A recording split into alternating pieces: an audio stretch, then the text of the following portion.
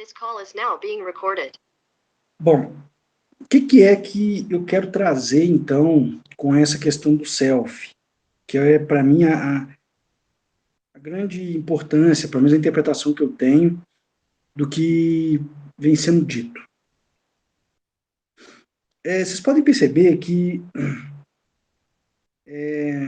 o Franz, o autor, tem feito várias analogias do self com o homem cósmico, com o grande homem, com uma espécie de divindade, né?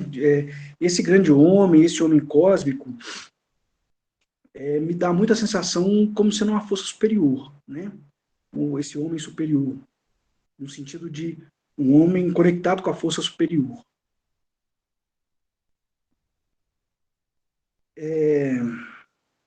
Aí ele fala, toda a realidade psíquica interior de cada indivíduo é orientado, em última instância, em direção a este símbolo arquetípico do self, que é o homem cósmico, que é o grande homem.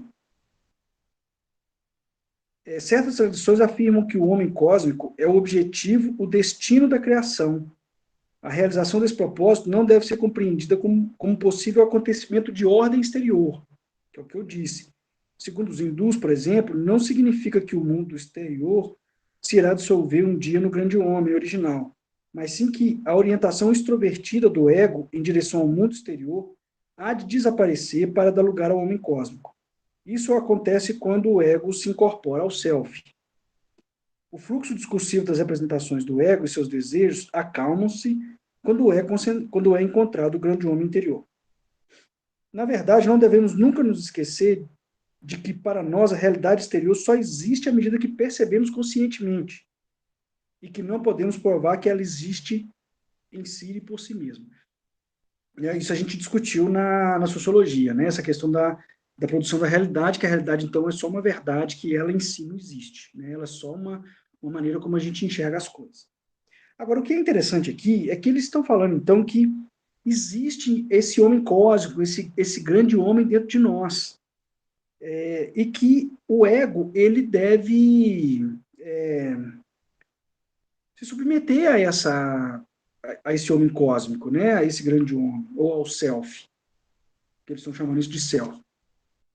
E o que eu estou tentando trazer para vocês em relação ao self é que o self, da maneira como o Jung tem descrito, me parece, então, uma orientação espiritual.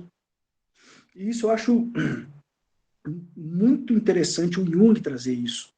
Né, um psicanalista tão conceituado, com uma perspectiva, então, de que a saída que temos é a obediência a esse homem cósmico, né, esse aspecto do inconsciente que nos fala o que deve ser dito. Ou seja, então, esse desenvolvimento e esse desenvolvimento de dentro de nós do aspecto espiritual. Vou pegar um pouco mais para poder aprofundar nesse assunto, né, que eu tô querendo trazer.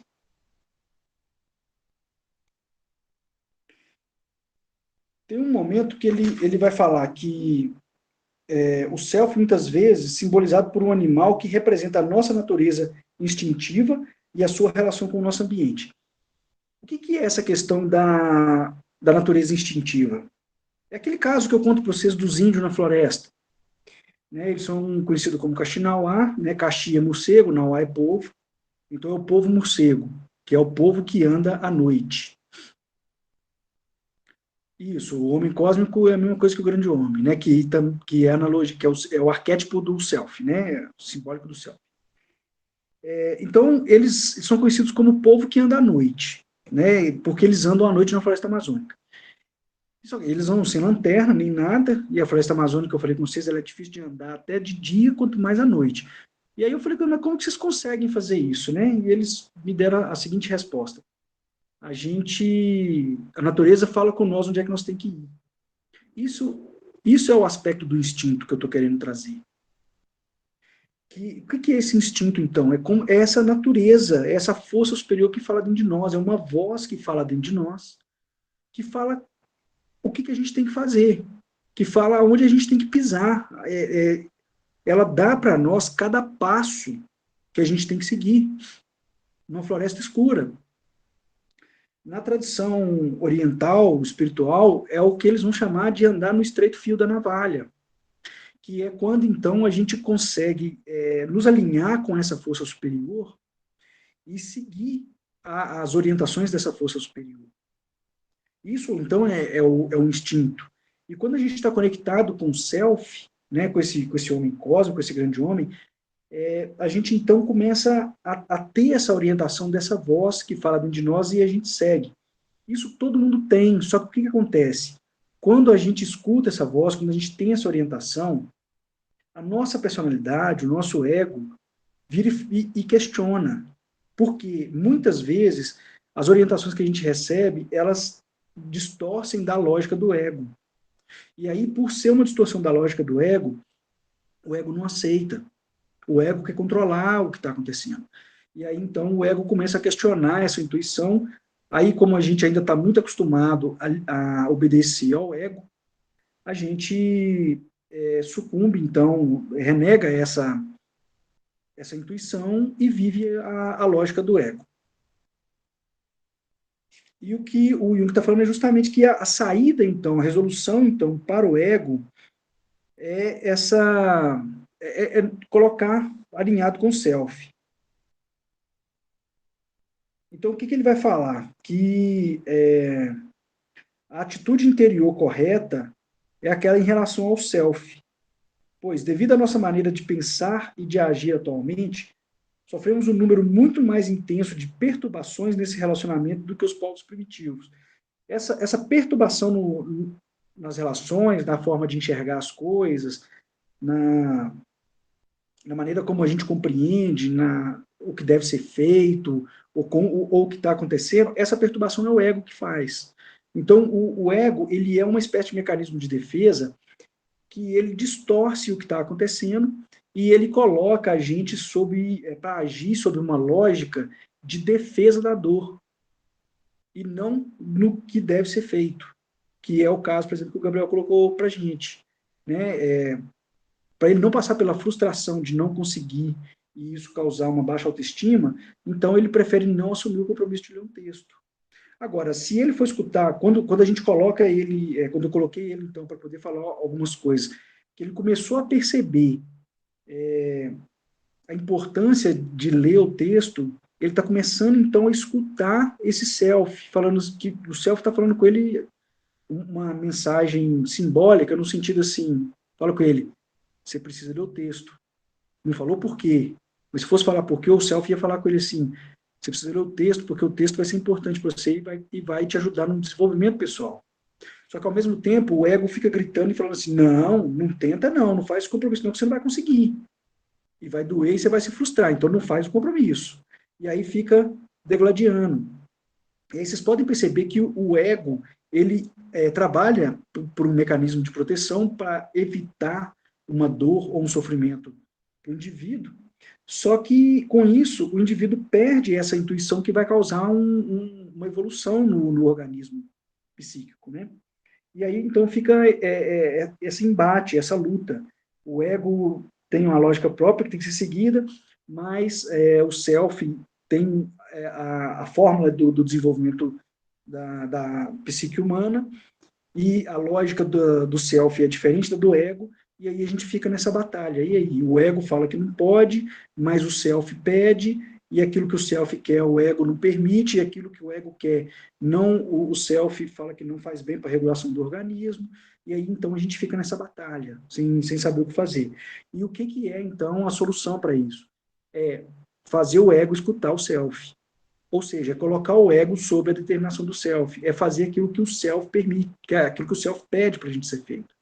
Né? Por isso, Gabriel, que é importante, então, a gente ter essa força, dar um jeito de cumprir o que tem que ser cumprido, mas sem exagerar, igual o caso da Eduarda, e ficar no nível do que o self está dizendo, porque o self também não vai mandar a gente fazer de forma exagerada, é o ego que manda.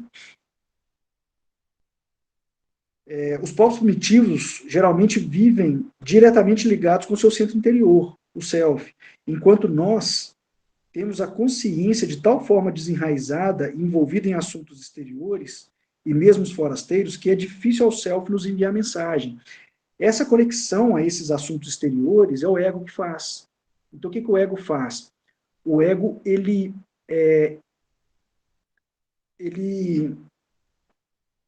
nos coloca no externo, em distrações externas, para não acessar o que está dentro.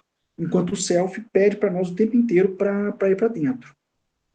Nossa mente consciente cria continuamente a ilusão de um mundo exterior real.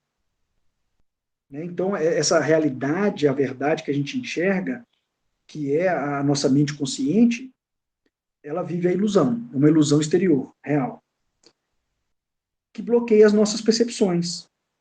No entanto, por meio da nossa natureza inconsciente, do self, conservamos-nos inexplicavelmente ligados ao nosso ambiente psíquico e físico.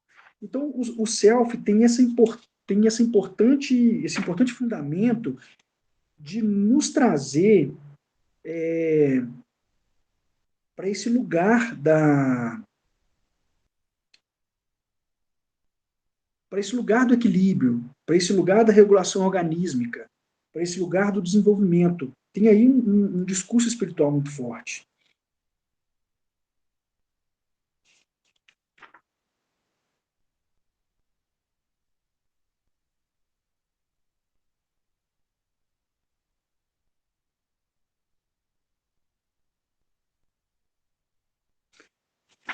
Bom,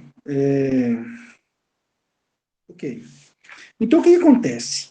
A gente, de um modo geral, a gente está. O que o Jung está trazendo é um paradoxo espiritual. As tradições espirituais, elas trazem para nós que a gente é regido pela força superior, pela força espiritual, e que a gente tem que seguir essa força espiritual. Que aí a saída do ser humano é esse desenvolvimento espiritual. Que é nesse desenvolvimento espiritual que a gente vai começar a encontrar o nosso estado de plenitude e de paz. E vai falar que a matéria, né, a gente está aqui na matéria exatamente para ter as experiências do espírito e aprender, então, essa lógica do mundo espiritual. Quem quiser aprofundar nessa questão, é só assistir os trabalhos de Hércules, que eu falei com vocês na Sociologia, e eu cheguei até a passar uns vídeos. Tá no canal do YouTube, no outro canal, que é do meu pessoal, e quem quiser pode dar uma olhada lá, que eu acho que vale a pena, que aí vai trazer essas questões do mundo espiritual. Inclusive, tem 3 ou 4 trabalhos de Hércules que está trabalhando o ego. Então, o trabalho com o ego passa pelo... tem um discurso coerente aí. O trabalho com o ego faz parte do caminho espiritual, tá? Então, isso que o Jung está chamando de self é como se fosse a sabedoria espiritual.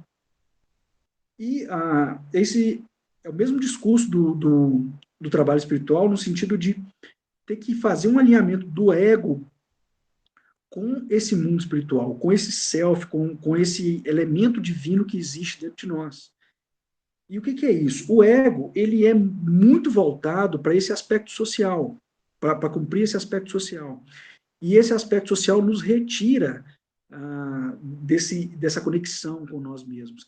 E quando a gente está nessa conexão com nós mesmos, que o Jung está chamando da unicidade, ele está falando então dessa unicidade com o grande homem, com o homem cósmico, né, que é com essa força divina, espiritual.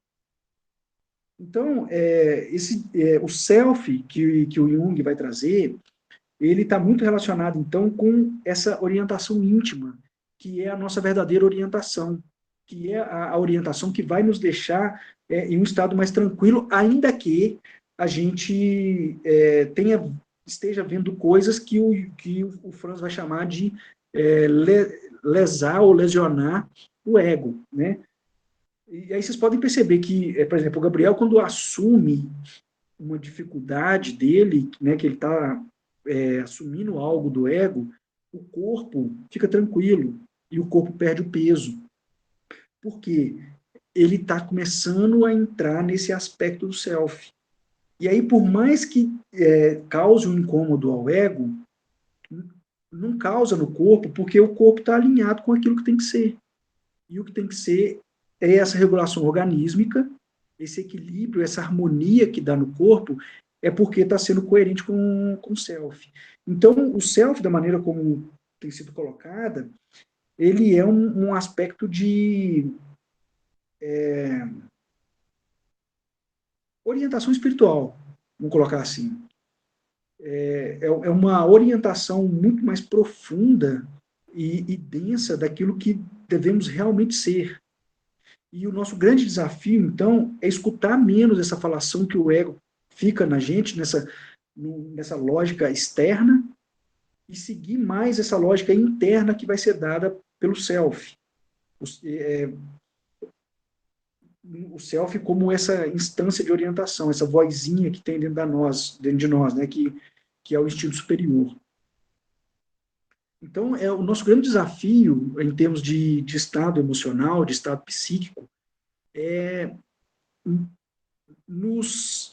interromper cada vez mais a relação com o ego, que está relacionado com essas questões externas, e se orientar cada vez mais por essa voz interna.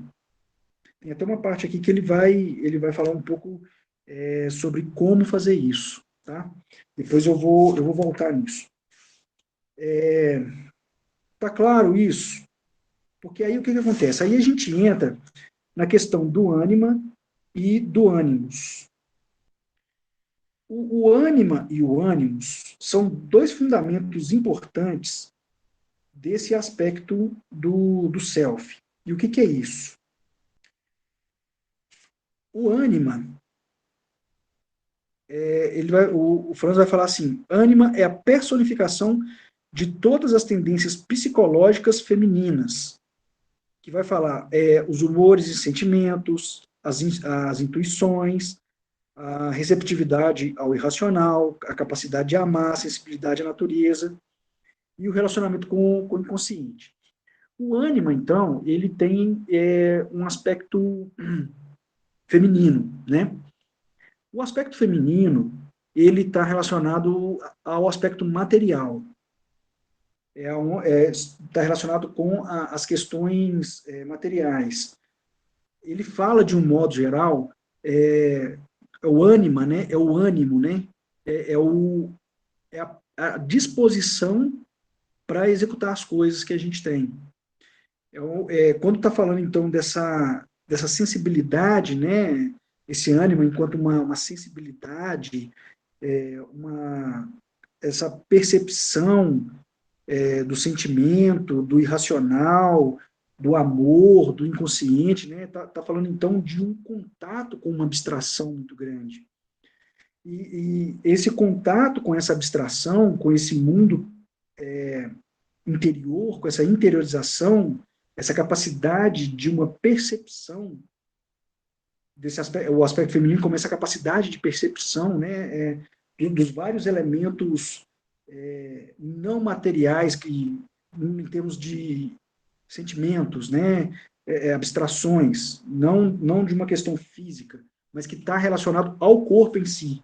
Então, está falando, então, da sensação que o meu corpo tem, da capacidade de conexão que o meu corpo tem, dessa sensibilidade do meu corpo de sentir, dessa capacidade que eu tenho de me conectar, né, que é o amor, dessa capacidade de eu perceber um estado inconsciente dentro de mim como fazendo parte da matéria.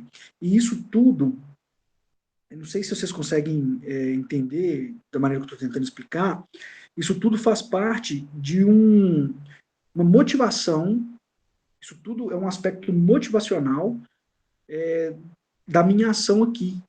Aí eu vou falar a minha ação aqui comigo mesmo, que é o cuidado de si, e da minha ação aqui com o outro próximo de mim, que é o cuidado com o outro, nessa relação sempre entre o eu e o outro.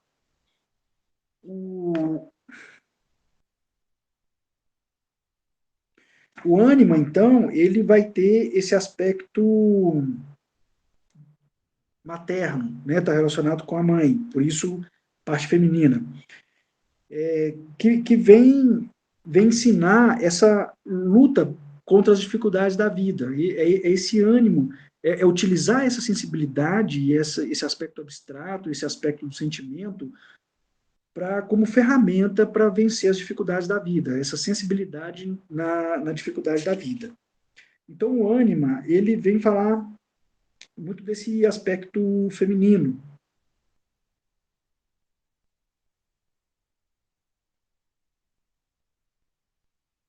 com essa capacidade de conexão consigo mesmo. Se vocês pensarem, o papel da mãe, né, que eu tinha falado, é o papel, ensina o filho essa capacidade do cuidado de si. E esse cuidado de si é essa conexão consigo mesmo, né? Essa presença consigo mesmo, esse entendimento de si, esse contato consigo mesmo, no sentido de perceber o que se passa, perceber o que se sente, perceber o que é necessário, e esse impulso de resolver essas questões necessárias. Então, a mãe que ensina para a criança esse aspecto desse cuidado, de perceber o que está acontecendo e de ter esse impulso para ir resolver, para ir buscar aquela necessidade do que está acontecendo aqui, nesse aspecto da matéria aqui, né, mais próximo aqui, né. Isso, então, é que é o ânima, esse aspecto feminino. O ânimos, então, é um aspecto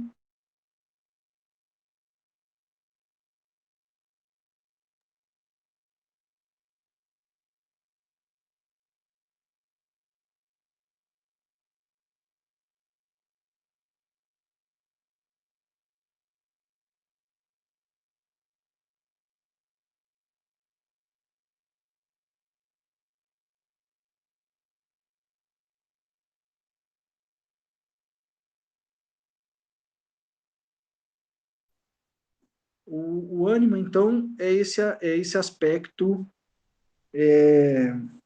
da verdade, né, do entendimento do mundo. Ele está relacionado ao pai, é o masculino, o papel do pai, e o papel do pai é ensinar para os filhos a ir para o mundo. A mãe representa a matéria, né, o feminino representa a matéria, a lua, e o masculino representa a espiritualidade, o, o ir para o mundo, o desbravar o mundo. Então, é a verdade do mundo, é a verdade espiritual. Então, o ânimos está relacionado, então, com esse aspecto da verdade, com esse entendimento do todo, com esse aspecto da compreensão do que deve ser num aspecto mais geral. Então, o self, ele tem esses dois aspectos, que é o aspecto que cuida de si, com esse cuidado aqui, mas esse cuidado aqui submetido a uma verdade superior, à verdade do espírito, a essa verdade mais profunda e mais ampla, que é uma verdade, essa verdade espiritual superior, é uma verdade comum para todos nós. As leis espirituais, as leis do self, elas são iguais para todo mundo, que são as leis de Deus. Então, o que o self vai fazer? O self vai respeitar essas leis de Deus e vai aplicar essas leis para cada um, só que respondendo àquele grau de evolução de cada um. No caso, como a gente está falando de uma linguagem da psicologia, esse grau de evolução vai estar relacionado, então, ao grau de desenvolvimento da psique de cada um. Então, o self, ele vai trabalhar especificamente dentro de cada um, respeitando essas leis. Então, olha só, o respeito à verdade superior, ânimos, mas o trabalho de si, o trabalho específico, único, específico aqui, subjetivo, ânima. Então, ele vai respeitar essa verdade, mas ele vai, dentro dessa verdade, criar esse trabalho específico dentro da evolução da psique humana de cada um.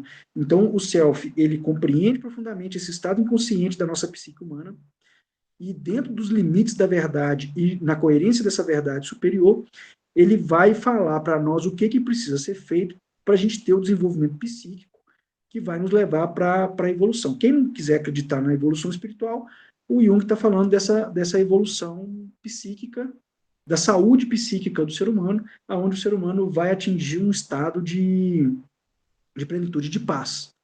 Então, a gente está sempre pensando o lugar final como sendo esse estado de plenitude de paz. Então, o self, ele tem esses dois, isso que o ânima e o ânimos vem dizer para o self. O self como esse estado regulador que vai nos levar para a nossa saúde espiritual, para a nossa saúde emocional e a nossa saúde espiritual, a nossa plenitude, né, a tão sonhada paz e felicidade nossa, e sempre sendo moldado nesse sentido. O ânima vai, então, compreender quais são os aspectos específicos que cada um necessita dentro do desenvolvimento da sua psique para poder atingir esse ponto. Só que para poder atingir esse ponto, precisa seguir as leis, a verdade superior, para poder chegar nesse lugar. Então, o self, de um modo geral, ele é esse conjunto dessa orientação superior que nos conduz para esse lugar saudável. Tá? E o que é interessante é que aí vocês podem perceber que ele não é externo, tá? Não está fora, não está na sociedade, não está nas coisas dos homens, ele é interno e ele... Estou procurando um negócio aqui. Liturgy. Ah, tá. Então, o self, ele não é interno, né? Quer dizer, ele é interno, ele não é externo, e ele está dentro de todo mundo. Não é, ninguém tem o privilégio de ter essa orientação. Isso é inato de todo mundo. O que acontece é a nossa capacidade de nos desenvolver e atuar em consonância com esse self, ou não, ou a nossa capacidade de estar cada vez mais alinhado com o ego. Então esse que é o grande ponto. O ego, ele leva para o externo, e o self, ele leva para o interno, para essa sabedoria interna. E quanto mais a gente conseguir abandonar, então, os ditames do ego, em virtude desse instinto, né, dessa vozinha que nos fala do self, mais próximo a gente vai estar da nossa saúde emocional. Tem uma coisa, um ponto interessante. Deixa eu só... Tem um ponto interessante que quando o Franz ele vai falar as relações com o self, ele começa a sessão falando assim: hoje em dia, um número cada vez maior de pessoas, sobretudo as que vivem nas grandes cidades, sofre uma terrível sensação de vazio e tédio, como se estivesse à espera de algo que nunca acontece. Eu creio que todo mundo aqui tem uma sensação dessa, né? E essa sensação está muito associada a essas promessas sociais de preenchimento desse vazio. A gente vai, quanto mais a gente vai distanciando desse nosso self, né, dessa essência, mais vai sendo essa sensação de vazio. E quanto maior a cidade que a gente vive, né, quanto os centros urbanos onde tem um aglomerado muito grande de pessoas, maior é o distanciamento, porque maiores são as distrações externas e a nossa capacidade de se conectar com essas distrações externas e nos perder do nosso self. Ele até cita, né, cinema, televisão, espetáculo esportivo, agitação política e tal. E eu achei isso interessante porque aí ele traz algo que eu acho que todo mundo sente, né?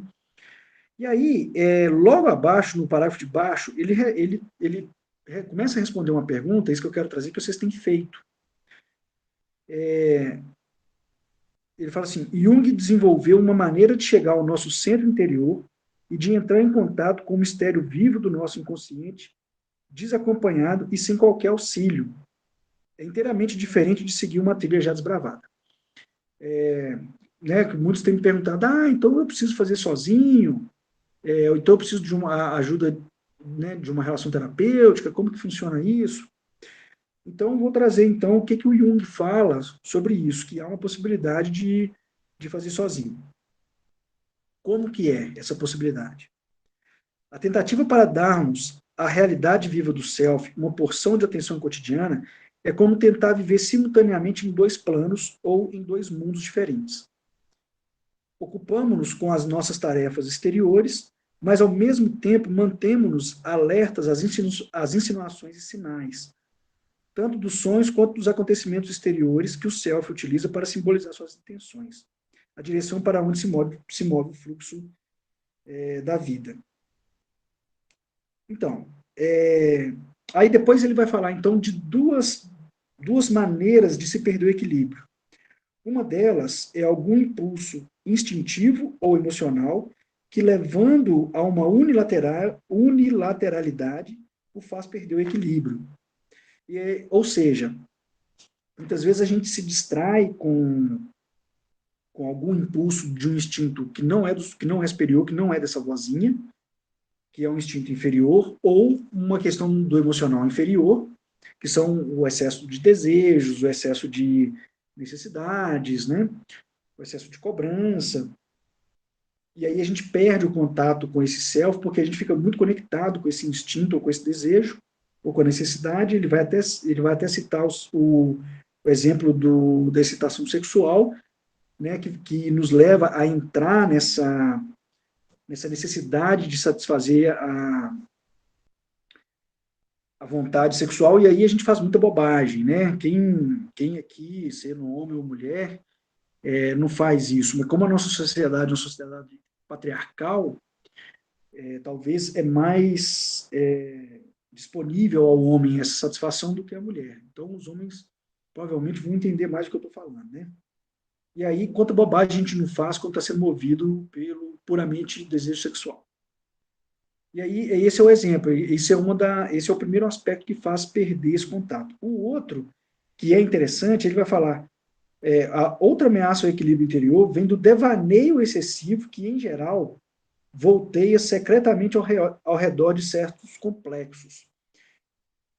Aí, esse devaneio excessivo é uma questão da mente. Então, você vê, ele está falando dos três centros. Quando ele está falando do desejo, ele está falando, então, do centro emocional. Quando ele está falando da necessidade, que ele citou no primeiro aspecto do desequilíbrio, ele está falando do instinto. Então, é o emocional inferior, o instinto inferior. E quando ele está falando do devaneio, ele está falando, então, do racional inferior, que é a hora que a gente, quando eu estou falando inferior, a gente vai ver isso mais para frente com o texto do Cláudio, mas quando eu estou falando do inferior, então eu estou falando dos três centros de atuação do ego, e não do self. Tá? Por exemplo, isso que o Gabriel trouxe para a gente, desse medo, é um devaneio, que está associado a um complexo. Então, geralmente, o que faz nos perder do self e de alinhamento com o self são desejos, necessidades e pensamentos distorcidos, fantasiosos, ilusórios, que a gente acha que vai resolver alguma coisa, uma necessidade, e a gente se perde nisso.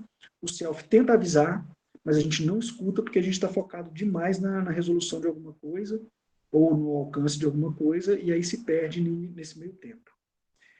Então, o Jung ele sugere então que se crie esses dois mundos.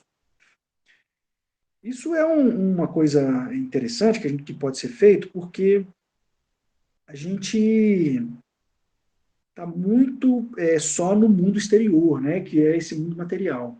E a gente se perde desse mundo interior. Tá?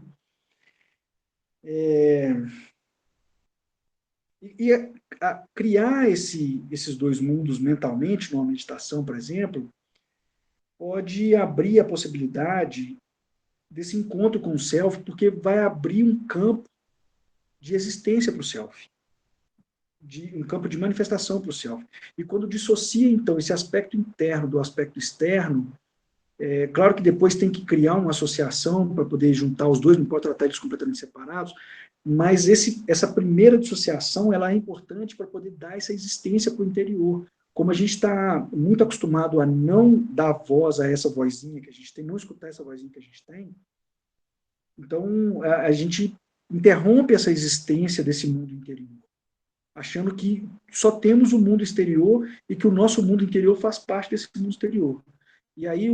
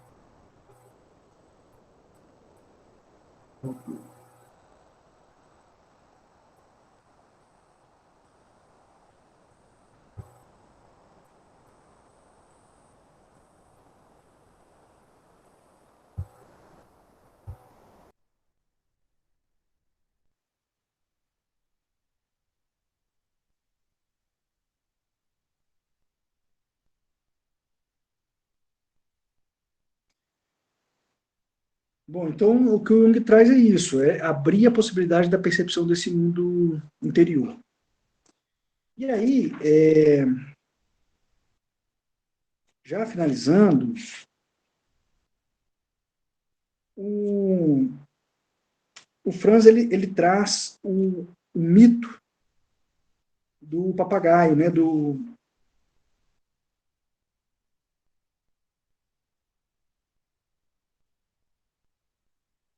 segredo do balneário de Bugerd, sei lá como é que lê isso. Mas aquela história do príncipe que vai atrás do diamante. E aí é interessante que na história, que ele tem que dar a flechada no papagaio, a terceira flechada, ele fecha os olhos e fala assim, Deus é grande. Vocês percebem que isso é uma metáfora de uma entrega para o mundo espiritual, que é onde a gente fecha os olhos e se entrega para a força superior para ela conduzir as coisas. E aí ele acerta a flechada. Então aí tem um ensinamento de que se a gente conseguir fazer essa entrega e, e nos permitir ser conduzido por essa força superior, a gente vai acertar o alvo. Aí vai dar certo. E o que o Jung está falando que para isso acontecer, a gente então tem que dar existência, tem que nos alinhar com essa existência do self. Então é como se ele tivesse fechado o olho e usado o self e acertou o papagaio. E quando ele fala Deus é grande e atira às cegas, mas conduzido pela força superior, aí tem um ensinamento, a metáfora de que a força superior é que vai nos fazer acertar. Ou seja, é o self que vai nos fazer acertar, já que o self é a força superior dentro de nós. É a manifestação da força superior dentro de nós.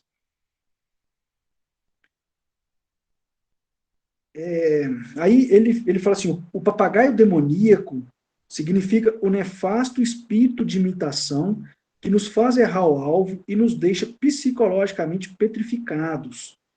Que é isso quando ele está falando, então, esse espírito de imitação?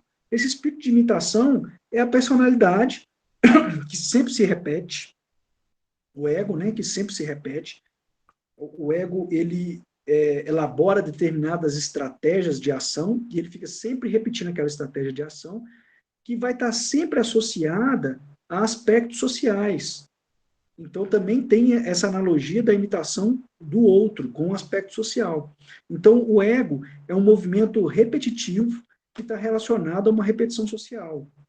É como se fosse um looping, um disco arranhado. Não sei se vocês conhecem vinil. Na minha época, quando criança, eu escutava vinil.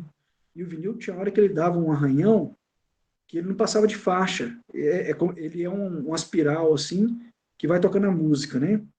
E aí vai passando a faixa. Só que quando ele dá um arranhão, em vez dele passar para a próxima faixa e continuar a música, ele volta na mesma faixa e fica repetindo a mesma coisa, repetindo a mesma coisa, repetindo a mesma coisa.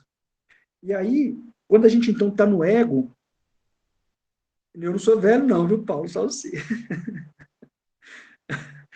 Quando a gente fica repetindo a mesma coisa,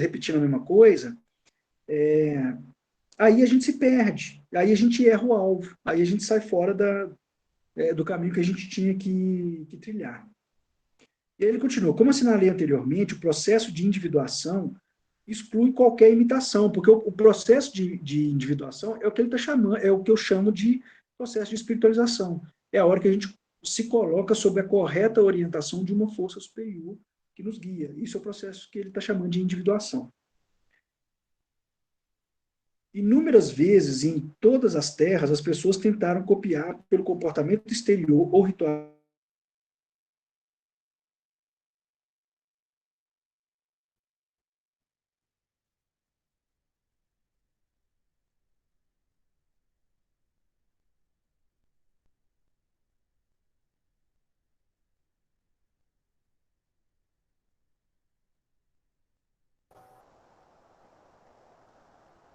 acompanhar os passos de um grande líder espiritual não significa que se deva copiar exatamente o seu processo de individuação, e sim que se tente, com a mesma sinceridade e devoção desses mestres, viver a própria vida.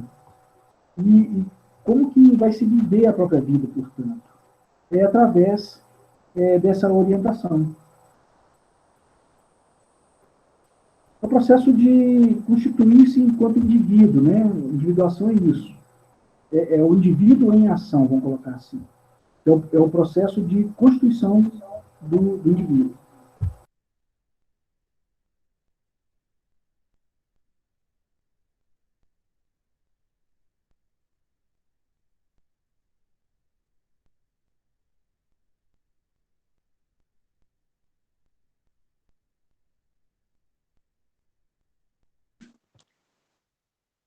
Foi, né? É um termo que ele está utilizando para caracterizar esse movimento do indivíduo, né, da pessoa que encontra a si mesma. E aí, então, ele se torna indivíduo, né, sujeito de si, que é esse sujeito, o sujeito de si, o indivíduo em ação, é o indivíduo, é o sujeito orientado por uma força superior, que aí é uma força que acerta muito mais do que nós. Ainda mais quando a gente está na imitação, né, na repetição do ego.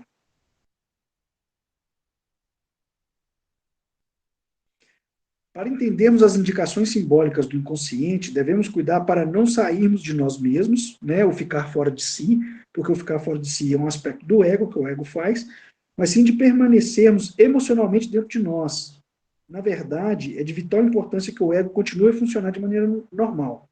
Só mantendo-me um ser humano normal, consciente do quanto sou imperfeito, é que posso me tornar receptivo aos conteúdos e processos significativos do inconsciente. Ou seja, foi esse trabalho que eu fiz com o Gabriel, que é levar para essa percepção do que está acontecendo. E isso é o fundamento principal do trabalho terapêutico. É o tomar consciência do que está acontecendo. É o conscientizar-se. Por isso que se chama autoconhecimento, que é compreender o que está acontecendo dentro de nós e assumir o que está acontecendo. É um princípio que na Gestalt a gente chama de o que é, e é o que é. Porque aí, quando é o que é, que a gente assume o que é, assume o que está acontecendo, eu já falei isso com vocês, é aí que a gente abre a possibilidade de uma mudança. Aí é que a gente começa a conhecer o que é o ego e o que é o self. E aí, quando a gente começa a conhecer o ego, a gente já sabe, então, que determinados movimentos que a gente está fazendo é um movimento do ego e não do self. E aí, então, a gente precisa interromper esse movimento do ego e conectar e seguir o movimento do self. Uma pergunta que foi feita aqui.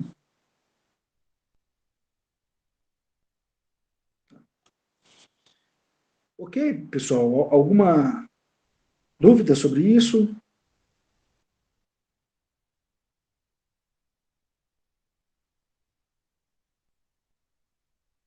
Tá claro, e agora que todo mundo, então, tem uma instância de regulação superior e, ao mesmo tempo, uma estratégia de fuga das dores, um mecanismo de defesa das dores, que vai nos transformar em